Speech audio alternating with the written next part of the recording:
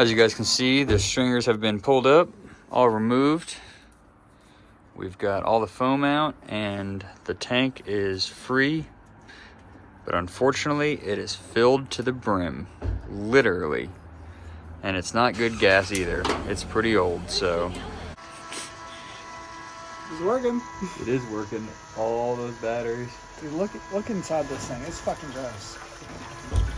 You can see. Yeah, it's pretty dark. It looks like you see all the stuff floating around in there? I'm sure there's a ton of stuff. Turn on the flashlight and see that. Shoo! If you have a flashlight, we can light it up. So I meant to hit my time lapse button. I guess I didn't hit it on my phone.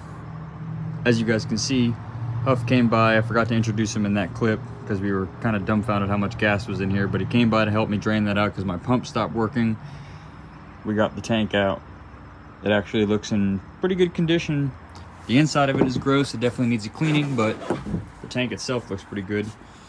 Anyways, I've got my headlamp on, so it may be a little tough for you guys to see because I have to hold it below me because it's my headlamp.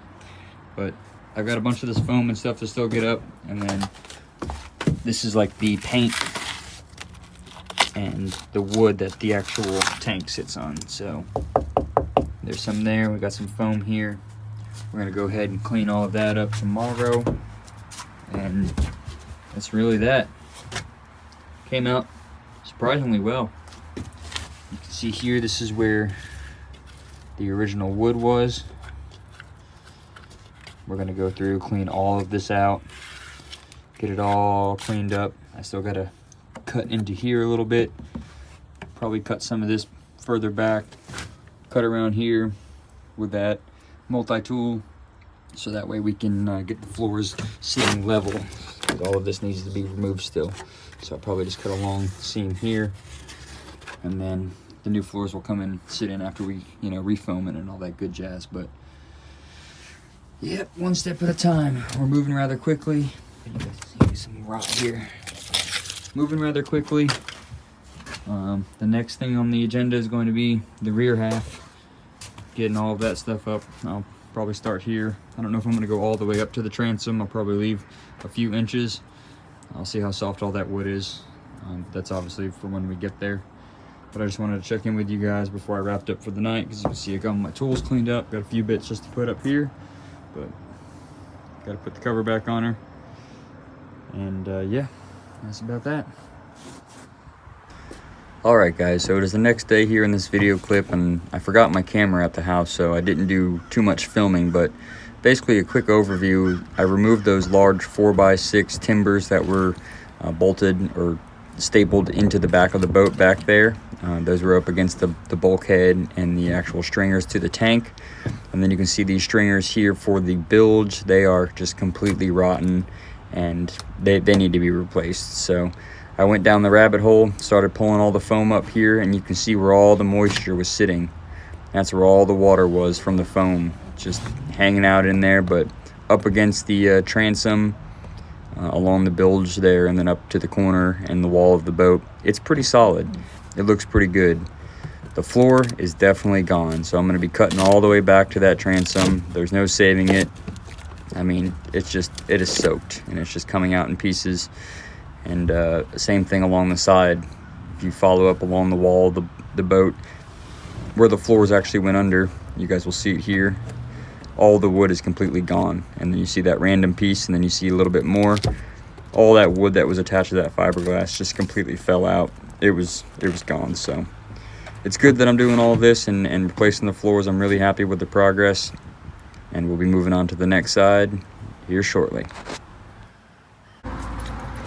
All right guys, we are up here at Florida Southern Plywood, and these folks had our marine grade plywood in stock.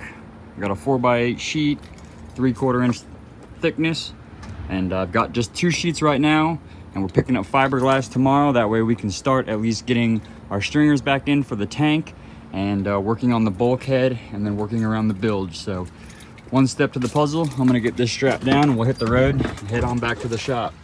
I also picked up, which was an awesome deal, a banging deal right now, Home Depot. the multi-tools. I'll fill you guys in on that, but multi-tool, 2 5-amp-hour batteries, and a charger for $199 shipped to your door, so baller. All right, good morning, guys. The whole crew's loaded up in Jack's Subaru. We are heading down to good old Lamb's Yacht Center to pick up some fiberglass. Hey, dude, I like your t-shirt. Hey, thanks, man. And if you guys go on the website there, you can pick always up. Be in the doghouse. Yeah, you can always be in the doghouse. You can pick up one of those t-shirts and support the channel. We're gonna run in here and grab some goodies. Alrighty, guys, we're back at the shop. Here is some of our supplies that we grabbed. We're hoping that the resin and the hardener, the silica, and the milled fibers will be enough to last for the floors and the stringers. Got a pump kit, obviously, for these guys here, mixing sticks, mixing cups, a little roller since I didn't have one for fiberglass, and then obviously about 10, 11 foot of fiberglass. This will be enough to get the ball rolling for us to at least do the tank stringers. So we will get these guys cleaned up. I also picked up a couple of these pressure treated 2x4s to rebuild these guys here, because they're actually, if you look close, 2 pieces of 2x4. But we'll get those guys built up, and then we'll have to cut down this guy to the tank size. But in the meantime, I need to climb back up in the boat, and I got to start grinding down a bit more of this old fiberglass. So all of this right here, I hit with the multi-tool, and I knocked it down a good bit. Now I need to chase it with some 60 grit on my little whiz wheel and knock this down as flush as I possibly can. Clean that all up and prep that up so that way we can tab in the new stringers.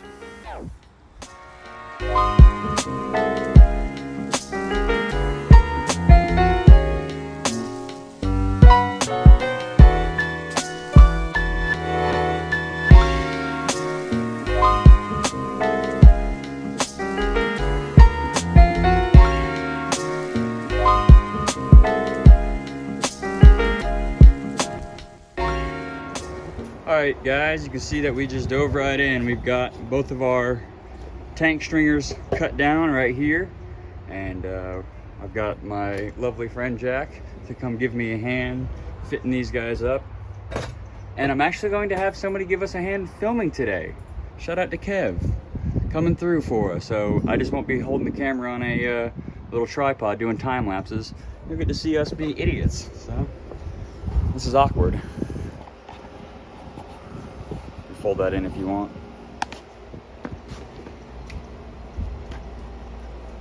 Do I know what I'm doing? I have no idea. But does Jack? I hope so. Maybe I shouldn't say that in my YouTube. We'll see, fellas.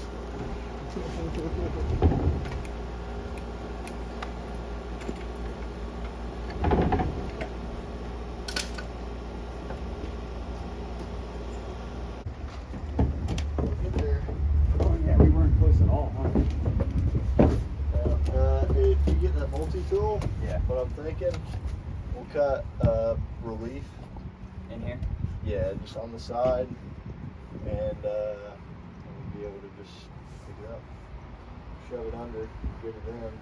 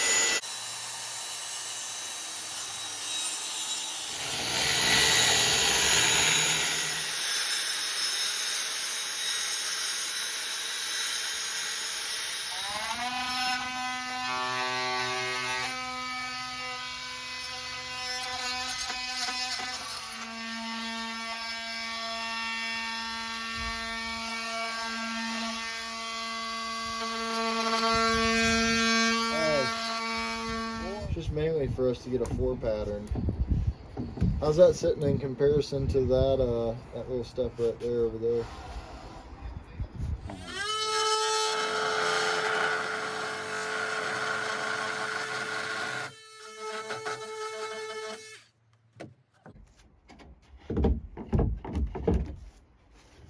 Maybe, maybe not.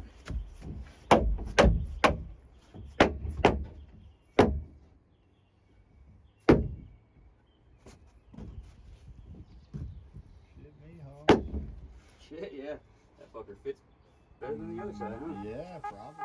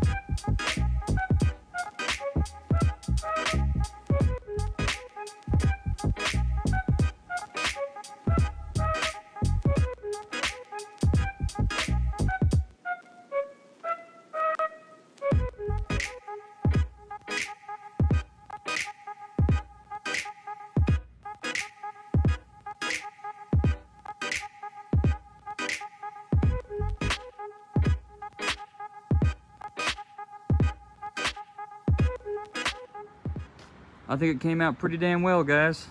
This is the first big fiberglass job that I've ever done. This is our first layer here. We're gonna lay down a second layer later on the week. I'm letting this stuff kick off. I had Jack here to give me a hand with all of this fiberglass stuff because this is all new to me. I've done a very small patch on a jet ski, but doing something this size, I've never done it before. He's worked at the yacht center that was down the road here for quite a while. He knows a thing or two about getting these boats done, getting stringers in, and he's done all this work. So I feel really comfortable having him help me. Kind of showed me the ropes on the first stringer here, just, you know, showed me how to dab it properly, laying out the resin, the ratio mix and all that stuff. I know it's fairly simple. If you guys do fiberglass work, you'll be like, oh dude, it's not hard. But it was just nice to have somebody who, you know, knew what he was doing to show me the ropes and, you know, do all that good jazz. So I was able to tackle this second one with him, and later on in the week, once this is hardened, we'll lay a second layer on there. He'll help me with that, and then I'll probably end up doing the other side myself. And then, you know, he'll come double check my work and tell me what we need to fix or whatever we need to do from there. And that'll be about it. I unfortunately didn't ask Kevin to film kind of what the stringers look like once we had them fitted up in the boat. So that was my fault. I should have grabbed the camera and filmed, but all of these 2x4s are still in great condition. These guys are awesome. This one's got a little bit of moisture right here, but it's pretty damn solid for what it is. We drilled a small little hole in that, and it looks pretty good. And so do the main stringers here where the engine sits. Those guys are still solid, so that makes me feel really comfortable. And it's a formula, you know, they're really, really well-made boats, so I'm not stressing it too much. But basically what we're gonna do when those guys are all glassed up, we'll get these fitted in here. We'll screw them down to the 2x4s. We'll do some countersink screws and attach them to both of these glass areas here. I'm leaving that factory fiberglass for something to attach to, so that way we can slip it in, you know, just got a little slot right there. And then we'll get that all glassed in. And from there, we'll be doing the bulkhead, and then we'll do the actual cutty step. And once all that stuff is squared away, I can get some foam on order, and we can start replacing the actual deck itself. And what we're gonna do is tab up along the side of here. Obviously I'm gonna clean all these cuts up and stuff. We'll get all this stuff pretty, and then we'll just do a little pedestal and hang them up there, and then lay the floors down on there. But I have to get foam on order, so a couple things to tackle beforehand. And I know I'm running my mouth, but I wanted to just let you guys know what's going on and kind of what the game plan is. But that's about that for now. We've got to work back here and figure out what we're gonna do about this guy, because it's wet down there like I showed you guys earlier in the clip, but it's going to be quite a bit of work pulling all that out, and we'll have to get some structural glass, the large woven stuff here, to get that in. So we'll see. We'll cut into those and figure out what we're going to do about replacing these ends. But as of right now, that is that, guys. I'm going to start cleaning up my tools and calling it a day. If you guys made it this far, I want to thank you so much for watching this video. I'm really enthusiastic about getting this freaking boat back out on the water. I know this is not really the normal content on the channel, but it's something new, and to me, it's something that's pretty enjoyable. I'm super enthusiastic about doing all this freaking work and diving right into this and learning new things and doing fiberglass work, and it's exciting to me, and it's awesome to be able to save this boat and, you know, keep it on the water for hopefully another 40 more years. But that is really it, guys. I'll ramble on for another freaking 5 minutes if you guys give me the chance, but I'm gonna cut it off here.